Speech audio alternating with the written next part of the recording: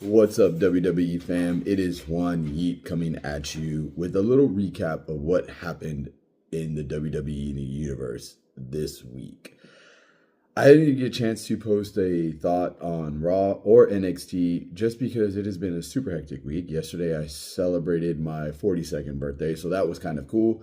But also had a lot of things going on at work, which made it kind of difficult to put out a little bit of content. So we're going to start off with Raw this week. Now, I was really anticipating Raw this week after the way things happened the previous week with the whole Braun Breaker Seth Rollins thing. I was really wanting to see what kind of happened this week on Raw with that and how they kind of came to their decisions. And I'm going to be honest, I was disappointed. It basically started off with Adam Pearce coming out, doing his little thing, and then here comes a vision, but there was really like no real excuse to like what went on. Like, why did Braun do what Braun did? And there was just this little weird back and forth thing between him and Pearce, which honestly, it just boiled down to like nothing. So I was super disappointed in that. I felt like there could have been something bigger, a little more in-depth story. Maybe they're going to do it later about, Braun, maybe him being upset because Seth kept saying that he was doing it on his own. He didn't need anybody, that type of stuff. But it really didn't really see or anything that was like, yeah, okay, that makes a lot of sense now. So that went down. But Raw as a whole, the Stephanie Vadquez, Roxanne Perez match, pretty good. The Nikki Bella stuff at the end kind of gives a hint to Nikki Bella may turning against Stephanie Vadquez. I don't know. The Lyra Bailey segment was really cool. Lyra has been really good at selling the craziness of Bailey, and so that segment also pretty cool. The other cool segment of the night was the Becky Lynch Paul Heyman segment. That was also a really a cool segment, and I really enjoyed it. That was probably one of the best backstage segments of the night, and probably one of the best ones in a while. So I really enjoyed that. Super excited that Judgment Day also lost the titles. It just feels like the men's tag team division on Raw is the most stagnant tag team division ever, right? Like, I think they said something like it was like 100 and something days since Finn Balor and JD McDonough had a match for the tag team titles. So really cool to see AJ Styles and Dragon Lee win those belts. I just hope they do something with it, and that's not the War Raiders or something else. Like, bring over some of the talent from SmackDown, or maybe move up some people from NXT, something along those lines that would make that tag team division just a little bit more exciting. I just feel like there's not any kind of storyline within that tag team division. And then, of course, you had the Intercontinental Championship match, which I also thought was pretty cool. Dom Mysterio is extremely over right now when it comes to the crowds and who he is as a character. And I know a lot of people will say, oh, he's like a mini Eddie Guerrero, which he kind of is, right? He's in this whole lie, cheat, steal era, which is, he plays that character so extremely well. And I think like he is ready to move up to the next level in WWE. I think he can be one of those main event, heavyweight champion, universal champion type individuals. He just is. He's really good. He's really good at playing his character, and he's really good at selling who he is. So there's a lot for him. I have a feeling, though, at Saturday night's main event, if they haven't announced it already, I have been out of WWE news all week, so if they've announced it, forgive me, but I have a feeling you're going to see a triple threat between Penta, Rusev, and Dom Mysterio for the Intercontinental Championship on Saturday night's main event. And then really the only big other thing was the Battle Royal, right? So the Battle Royal for the other contender or number one contender, I guess, which will be facing CM Punk at Saturday Night's main event. This, again, I was listening to a couple of podcasts earlier, and they said the same thing. Like, I want to say the last 5 individuals in the ring were all people who were up there in age, right? You had the Jimmys, the Jays, the LA Knights of the world, the AJ Styles of the world. Dom was probably the youngest one left, right? And now, don't get me wrong, I'm a huge fan of Jey Uso, and I'm glad he won. But again, the story just doesn't make sense. CM Punk pinned Jey Uso last week, and now Jey Uso got a chance to fight for the title again.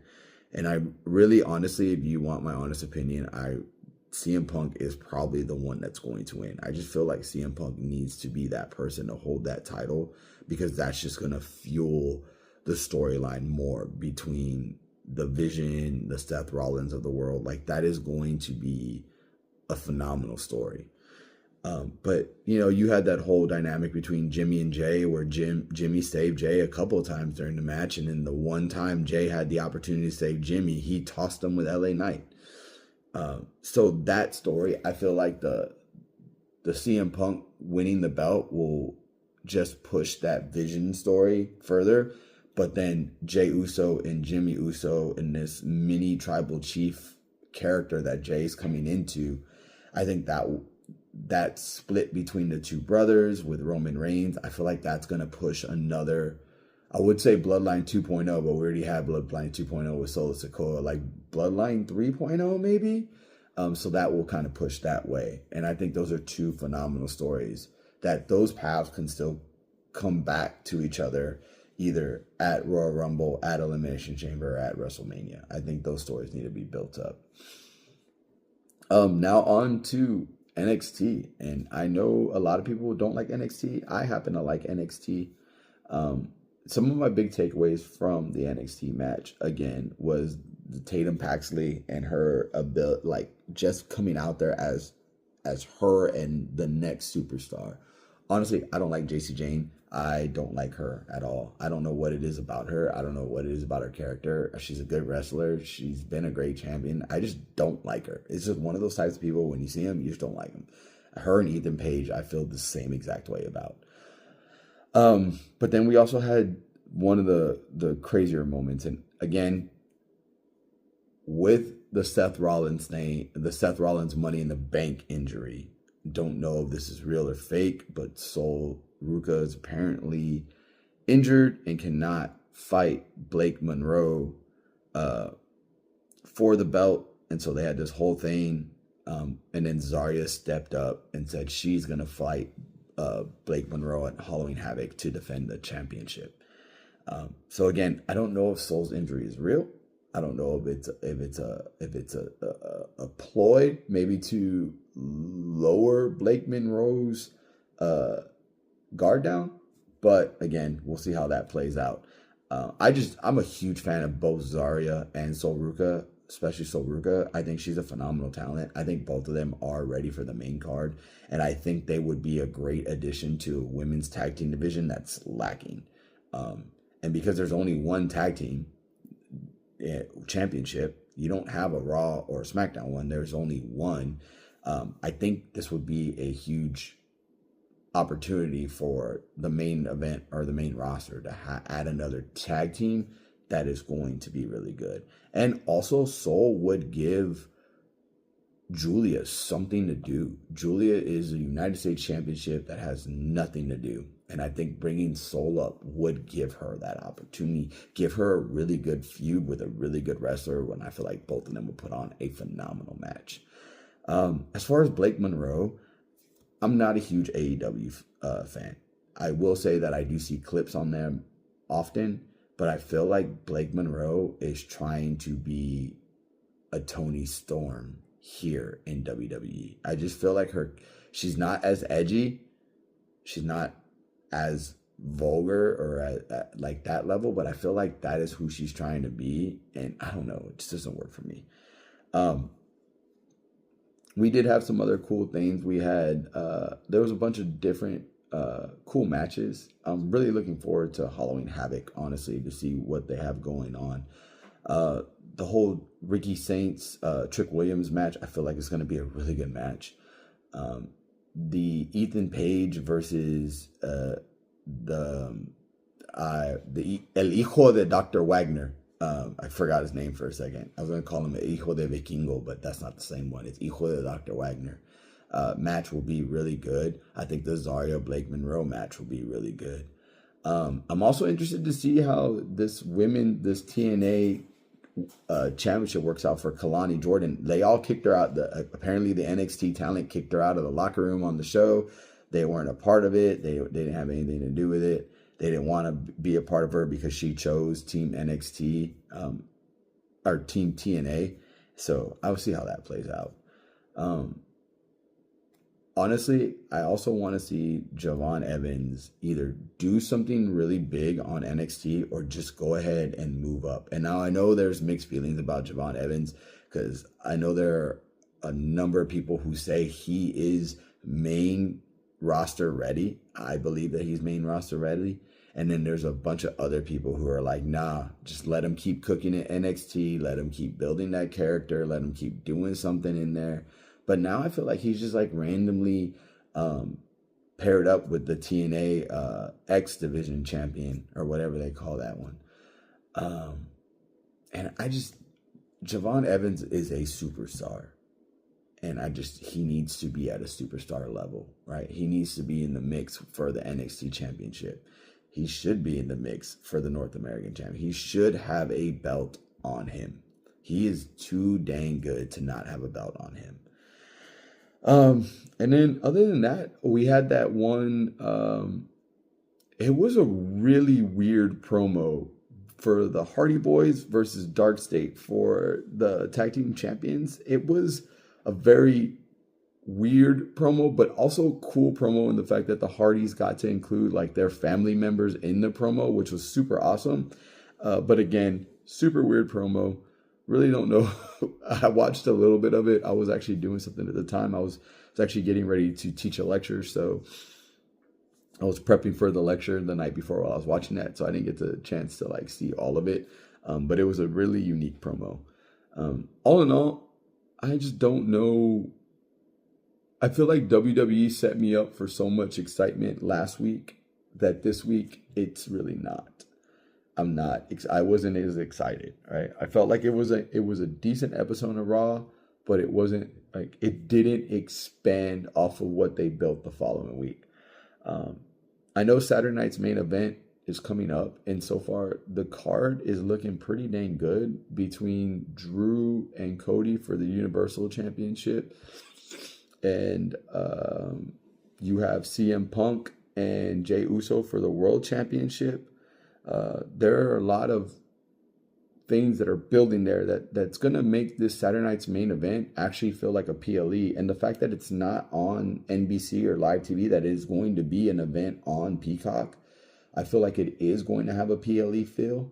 I'm just really want to see what happens, and I want to see what is going to be the move from this to a few weeks later when we get to Survivor Series. You know, the War Games thing. What's the match going to be? Because right now, I don't really see a match on for either one, the men's or the women's. Oh, cool. You can do the MFTs versus the Wyatt Six. Okay. With Rhea possibly being out, although last year during Survivor Series War Games, she did have a busted face and she had that cool mask. So maybe she might be back with a mask there. But like, okay, you're gonna have like Rio,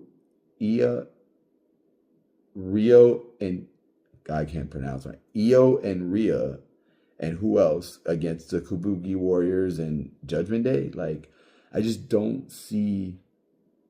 I don't see where the storyline's going for that. And then John Cena's match, like, who is he gonna have? He's gonna have a match at Survivor Series. Is he going to have a match with Dominic? Please let it be Dominic. Please let the match be with Dominic in San Diego, in his hometown. I feel like that would be a phenomenal match. I feel like you could do a great story where John Cena wins the Intercontinental Championship, being like Grand Slam champion, right? and then holding that belt until December for the last Saturday Night's main event, where he goes against Dom and Dom beats him for that belt again. And it just puts Dom over even absolutely more. I don't want to see Brock Lesnar back. I don't want to see, I think making a mini story between Cena and Dominic Mysterio for the last bit of Cena's retirement career would do wonders for both. Dom is great in the ring. His whole lie, cheat, steal versus hustle, loyalty, and respect, I think would bring a phenomenal story in fan engagement. I think a lot of people will be so over on that. But we'll see what happens. SmackDown this week, we'll see how that goes. I believe Halloween Havoc is this weekend, so I'm going to be ready to watch that. Probably post a video on my reviews on Halloween Havoc.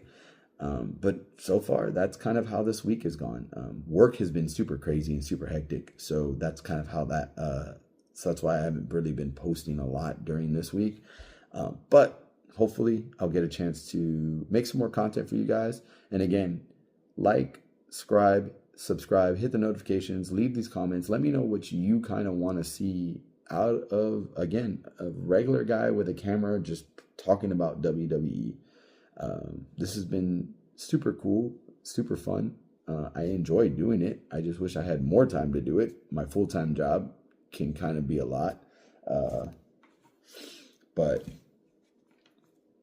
I do enjoy watching wrestling, and I do enjoy talking about wrestling. So until next time, possibly Saturday morning, maybe Friday night, I will be posting the next video on the review of SmackDown. And then probably Sunday or maybe Monday morning, I'll be reviewing Halloween Havoc.